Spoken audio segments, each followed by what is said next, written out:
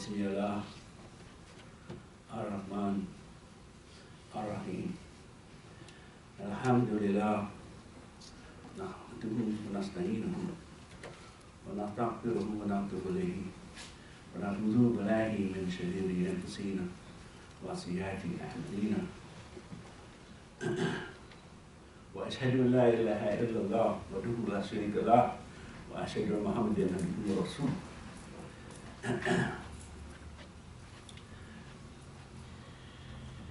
I seek refuge in Allah from the rejected enemy Shaitan.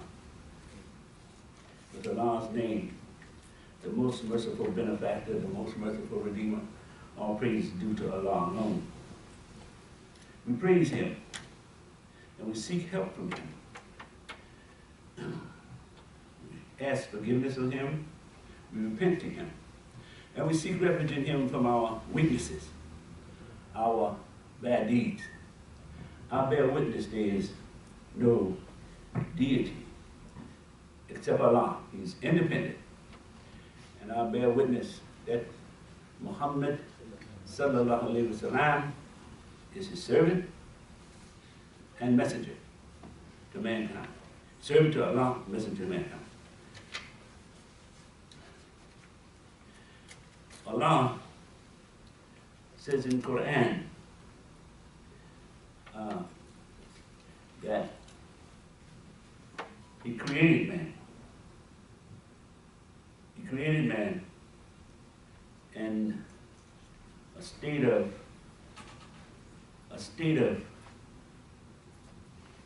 toil. Thank you.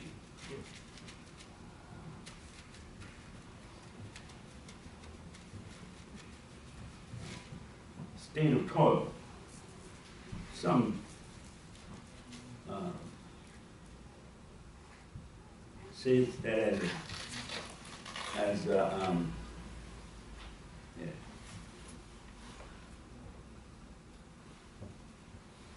kabadin.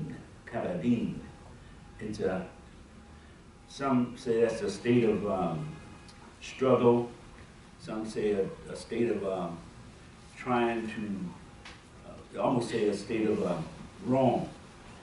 But it's more about a state in which man is created in to be able to perfect himself.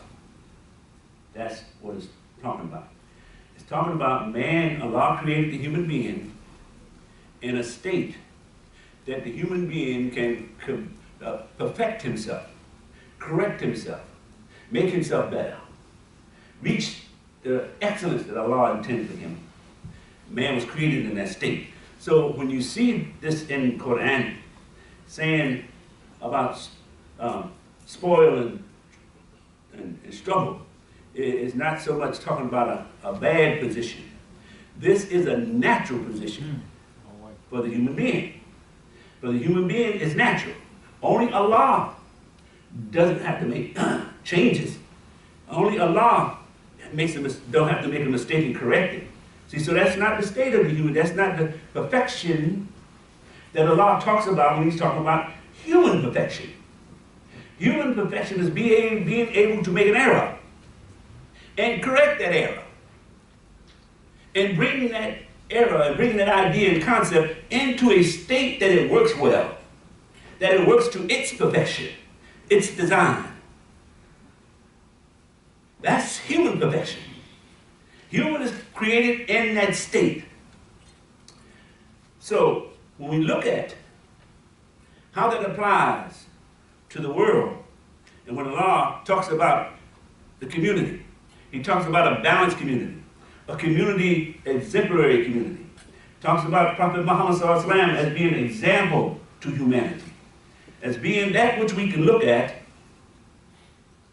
and examine and be able to use it for our growth and development. The perfection of the world is the ultimate goal, meaning all of humanity. That's the ultimate goal. Ultimate goal is for man to be working in harmony, in peace. That's the ultimate picture. That's the big picture. But that picture starts with human perfection, individual human perfection. It starts with the individual. Without the individual working toward that perfection or that excellence, then it's the grand excellence, the big excellence is in jeopardy. Always in jeopardy. And the reason it's always in jeopardy because it only takes one to begin to spoil the whole makeup. You know, like when you buy fruit and your seed starts to spoil, first you only see one spot. But if you don't deal with that right then, that spot grows. And it continues to grow until it eats up the apple, and the apple is no more good to you or fruit. Humanity is like that. Humanity is like that. Humanity can be spoiled by one individual. One individual come up with an idea that's so corruptible in its core. Not necessarily what it looks like on the surface, but in its core. It will corrupt all humanity. Allah puts it in the Quran, he says, Shaitan says, I am better than he. I am the best part that was created. That's a spot. That's just one spot on human imperfection. That's one spot that will cause the human being to become less perfected. That's one spot that if it grows, it will corrupt the whole of the humanity. So Allah teaches us in Quran and shows our prophet, his messengers, on how to carry out some of the stories in the Quran, some of the ideas of the Quran, some of the directions of the Quran. The Quran is filled with inspiration. You know, the best way you want to motivate people or a person is to look into their history and tell them stories about people who were just like them and were very successful and achieved great things. That will inspire that individual, knowing and understanding that it's in him to be as successful as the people that you just told him about. Inspiration. Now if you reverse that and tell him that the people he looked like or come from were no good, just robbers, all they did was kill and murder. That's not much inspiration for that individual. It messes up his self-image. Messes with his self-image. So what does Allah do in the Quran for human self-image? He tells us, he says, read these hadiths, talking about the story. Read the hadith of Ibrahim, read the hadith of Musa, read the hadith of Isa, read the hadith, read the stories of these people. And these hadiths are designed to inspire you.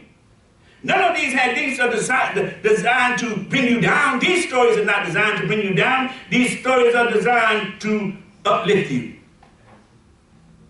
Look at the story of Noah. Of Jonah, pardon me. Noah's a good story too. Look at the one about Jonah. Jonah was, if you just look at the surface, it might look negative if you don't follow it all the way through. Because he was given an instruction, and in his instruction, he didn't like it. Because this instruction was taking him out of what he thought was a good situation. So he avoided it all the time. Every time it came to him, every time it came to his mind, he figured out something else to do. He left the town he was in, got on a ship, and the people on the ship said, "You in the wrong spot." They threw him off. Then a fish swallowed him up. This is the way the story goes. Then a fish swallowed him up. And the fish didn't even want him. Now the fish wouldn't have swallowed him if the fish couldn't eat him. Fish eat, when they swallow something, they can eat it. But when he swallowed Jonah, it was something that he couldn't stomach. He couldn't stomach it so much that he swam to shore. The fish swam to shore. Look at how the story is put together. He swam to shore and then spit him out on the shore. And then Jonah still didn't want to deal with the message. He went and sat down and said, I'm tired. I've been going through all these different changes. I'm going to just cool out for a minute. So he sat up under a tree. Then the bird dropped the fruit on his head. Well, made him wake up. Said, man, get up and go do what you got to do. And Jonah finally went and did what he had to do. To tell the people, you're living wrong. Went to Nineveh to tell, you're living wrong. That's not the way you're supposed to live. And your Lord, your Creator, you're the one who nourished you, who got you to where you are, and you're doing all these things. He said, stop it. He said, stop it. Turn your life around. Now, Nineveh was on the list of destruction, according to the story. On the list to go down. On the list to burn. But when Jonah spoke with them, they said, you know what, Jonah? We don't even believe you're from here. Are you from, you from somewhere else, aren't you? Jonah talked with them. He said, but I just have a message from your Lord. The same Lord created you, created me. They said, you know what, Jonah? We believe you. So they changed their life. They changed their life. And by changing their life, what happened? They benefited. So what did the story suggest? The story suggests that even if you make a mistake in your life, even if you make a mistake in your life and you're down at the bottom, if you make a mistake in your life and you get sent to jail for it, you make a mistake in your life and it's not even that serious, but it's enough to bring you down, to put you in a state of depression. Even if you do that, the message is that if you turn to your Lord, He'll bring you out of that state. Inspiration. That's all in the Quran. Nothing but inspiration to inspire us to move to greatness. To inspire us to move up. To be better than we were. So, Allah tells us to read the Quran, read these stories as often as we can. To read Quran every day. You will draw something from it if you do. And what you draw from it, it's going to be inspiration for you to grow. Read the Quran very personally, as you and Allah are talking. You're not reading it as though you have an intercessor, somebody to tell you what this is. No, you're reading it between you and your Lord. And in it, you will get inspiration to help build what you need. Somebody else might not need what you need. And you might not need what someone else needs. But in that, you will find what you need in the Quran. And we all are different. We all are different. And we all have different needs. We all have different ideas. And we all have different inspiration and aspirations. We all see either life simple or complex. We all see it something in between, because Allah created us individuals. He created us individuals from all over this planet. Billions and billions of people are all individuals. One separate from the other. But there's so much alike you can't even tell the difference. Because we do some of the same things. We feel some of the same pain. And we feel some of the same joy. But we are different. Color-wise, height, weight, intellect, we're different. But we have one Lord and one Creator. And He created us to be able to serve so we can be served by Him. That difference, our difference. Whatever your difference is, Allah can handle it. Don't think for 1 minute your situation, your thinking, your idea is so complex that your Lord cannot handle it. Your Lord can handle all of the billions and billions of individuals on this planet. He has been handling them since time began. He's been handling them and still handling them. And what we can take into, feel very comfortable with, is that he shows us examples. He shows examples of handling the world, handling the people of the world.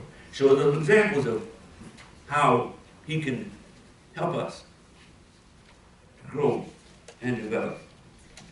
The world is in such bad shape now that we see, and I know most of you read the news where a young student got so sick with the situation he was in Florida, and he went in to the school after he had purchased some weapons, and he went up to about the 3rd floor in the school and began to wipe people out. They say he killed over 15, 16, 17, even 18 people. That sounds bad, right? It is. But if you want to look at the real, take a barometer on this, you remember the high school, the first high school that happened to the Taliban? Mm-hmm. Since that time, it has been 25 such killings. Now, I'm not talking about wounded. I'm not just somebody going into a high school and just hurting some people, going into high school and shooting 1 or 2 people. I'm talking about since that time, it has been 25 killings in separate high schools of people just walking in and shooting people down. And you think there's nothing wrong with the world? No, you should say, whoa, wait, hold up. What's going on? You see, what never was taken into consideration, all the brutality that's going on in the world is being assaulted by these young people. I saw a video on Facebook where a police officer pulled over a woman who was a Caucasian. And he said, "Now I see your license." She started getting nervous. She said, okay, I'll give you money. I'll give you whatever you want. Just don't kill me. He said, well, don't be upset. We only kill black people. We only kill black people. This is on tape. Police officers are saying this. Now, of course, the captain came on after he's been fired, he says. But how many more are out there that think like that? Now, these young people see all these killings and people just choking people to death. They see that. And it corrupts them inside, and they get this mentality that life is worthless. And as soon as they get upset, they take life. You see, the society is reading that kind of inhumanity, this insanity. In fact, we live in a time where vanity is versing humanity. Vanity is at war with humanity. The world has become so vain in the individuals that humanity doesn't even make any difference to them anymore. My problem, whatever my problem is, I can feel better if I just kill up a couple people.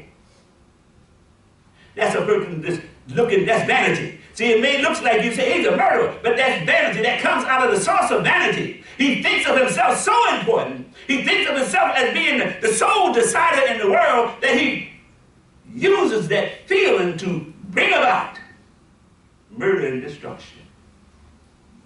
What is he thinking in terms of humanity? And he's not alone. Just imagine an army of these people with this kind of vanity, with badges on their chest, saying officer of the law. Which means that whatever goes down right here between me and you, I have the power to enforce my position legally. And when I enforce my position, if you're going to suffer here and suffer again if you live, you will suffer again in the court. And then we may put you in jail. Now, should a person listen to a police officer? Why, absolutely. Why? Because the police officer does represent supposedly, represent a part of the society that help to keep the society in control, keep peace. That's why it's called a peace officer. He's called a peace officer. The police just came about, but he really called a peace officer. One designed to keep the peace, help keep the peace. And yet the vanity in them grows so thick, they forget about the humanity in them. So it becomes easy to look at a person, oh, this is a black man, and step on his head. Black people are not worth anything. Or this is someone I think is a Muslim. Because you know, they profile brothers from the East, and in America too, sometimes they mix up the Hispanic brother with the brother from the East, and they move on that the same way. Because of the vanity. Allah warns us about this kind of vanity and instructs us how to ward it off. How to, in our own individual life, begin to work with the concept of humanity over vanity. That pride, that a person is pleasure that a person feels when they achieve something. See, that's the beginning. That's the beginning of vanity, and it starts that way. And the feeling of pleasure and satisfaction that you get when you or someone you know do accomplish a great special idea or concept. Vanity is the fact of being proud of your ability or too interested, well, in the way you appear. Now, quite naturally, we're supposed to be interested in how we look and what we achieve. But vanity slips in. Because when we achieve something, we have a tendency to say, I did that. We have a tendency to think, I'm great. It's me. That's the beginning of vanity. That's the shaitan whispering in our ear. So, what does the Muslim say? What are we taught to ward off that?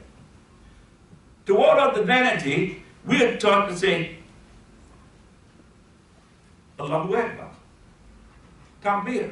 Allahu Akbar. When you say takbir, you say, then what is greater?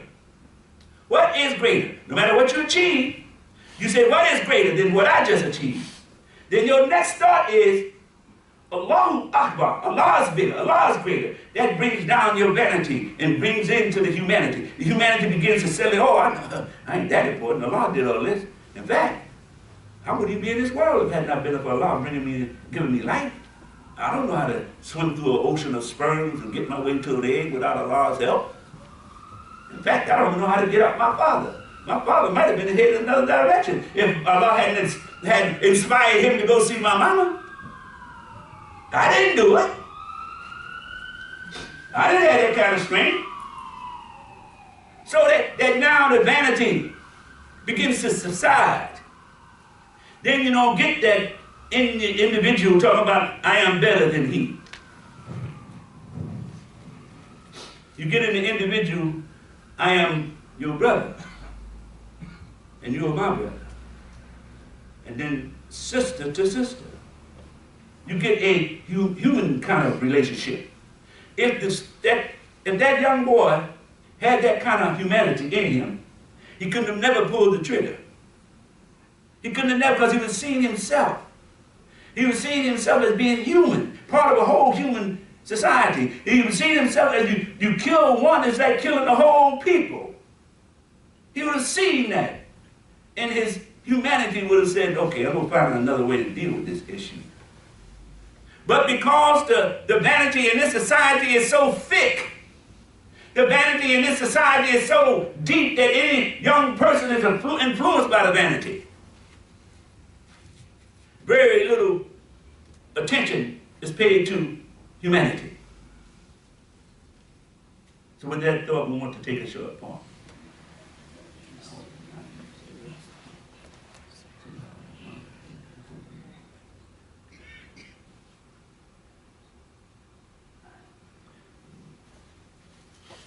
أعوذ بالله من الشيطان الرجيم بسم الله الرحمن الرحيم الحمد لله رب العالمين أشهد أن لا إله إلا الله أشهد أن محمدا عبده ورسوله. We as Muslims, just to say the word, it means that you have given up vanity. It's not like saying you're a Baptist, that means you've been immersed in something. Or you another kind of religion, a Buddha, means you follow the concepts and idea of the Buddha. But when you say Muslim, Muslim means one who submits his will. The first thing you do, at first, submit his will to Allah's will. All the vanity is gone. It don't mean you're going to say to Allah, well, look, wait a minute, I'm better than you. Allah, I know you created us both, but I'm the best. You can't give him the authority. I'm the best. So that takes that out. See, Allah gives us a picture of that. Remember the stories that Allah tells us in the Quran. He gives us a picture of that. The argument that Shaitan was having. The Shaitan, the part of the human being that thought it was better than the other parts of the human being in terms of our inner work and our faculties. In terms of our intellect, our heart, our reasoning, all of that, our feeling. This part that controls the emotion, this part that controls the things of whether you feel good, feel bad, whether you accept, whether you believe or not believe, but it also controls vanity. Is at the seat and root of vanity. Vanity is an emotional impact that if it's allowed to grow, it would be the shaitan. So Allah shows us in the Quran.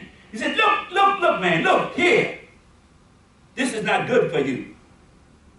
When you think you're better than what I say be more human. I say submit to humanity. The humanity that's in you. That's what the dust represents. That's what the dust represents. That's what Adam represents. That part of Adam is talking about the moral consciousness. Allah is saying that the mud, the dirt, that's what that represents. It is not so much that your flesh and blood is made from mud, it's that your inner self, your feelings, is made from the humanity that Allah intends for man to be made from. He said humanity has to rise up high. And that is what should rule in the human beings on the planet Earth. And what Shaitan was arguing, he said, no, I give them feeling. I make them feel good. You got to let me be the one to rule humanity. And Allah said, absolutely not. And he said, you and everything that think like you, get down from here. Because that will not be part of Allah's new creation. See, so it's in there. All of the things we need to do as human beings, the things we need to accomplish, is in the Quran. How we can go about these things. Now, some might argue the point, well, everything that we do may not be spelled out in the Quran. It's because you're not reading. You're not reading. You're looking for something. You're not reading. You're trying to form some idea in your mind. Well, I don't see anywhere where Allah says we can fly an airplane. You see, they're not reading. Allah says, Iqra. Iqra. Read. In other words, Allah has put it in them. He said, look, all you got to do is look around you. And everything around you will give you information. And that information then will go to, you can make it useful. You can take that information and build houses. You can take that information and build new things. You can take that information and go into the water. You can take that information and fly. Because the examples are all there. And I will teach you through the examples, through this whole creation. I will teach you everything you need to do, everything you want to do to deal with your imagination, to deal with the things that come into your mind that you want to bring into reality. I will show you the way. I will give you the path. That's what Allah is saying in the Quran. So reading Quran is very, very, very important. And we all should be in the habit of doing it. And we should be in the habit of reading Quran. We also should be in the habit of giving ourselves to society. Giving ourselves, well, giving sadaqah is simple. Because all you do is go in your pocket and get what you don't need and put it in sadaqah. Now, of course, we know that some go in the pocket and say, well, I need all this. So they don't put anything in the sadaqah.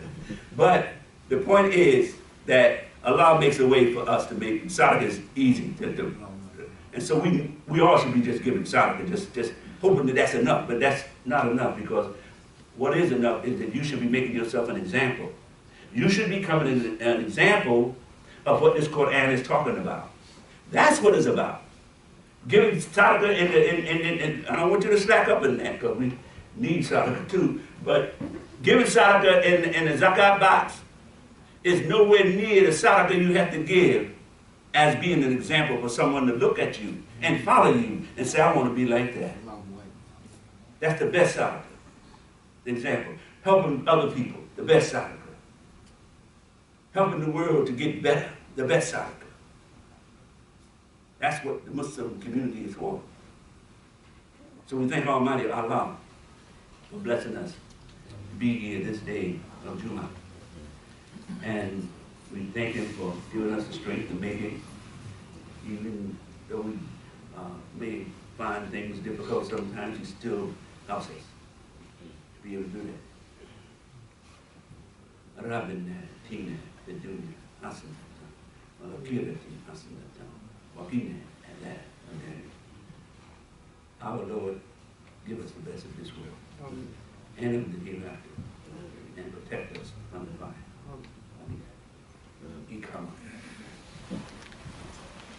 Allah wafa, Allah wafa, ashhadu an la ilaha illallah, ashhadu anna Muhammadan Rasulullah. Hayya la salah, hayya la falah, qaqamat as-salat, qaqamat as-salat. Allah wafa, la ilaha illallah.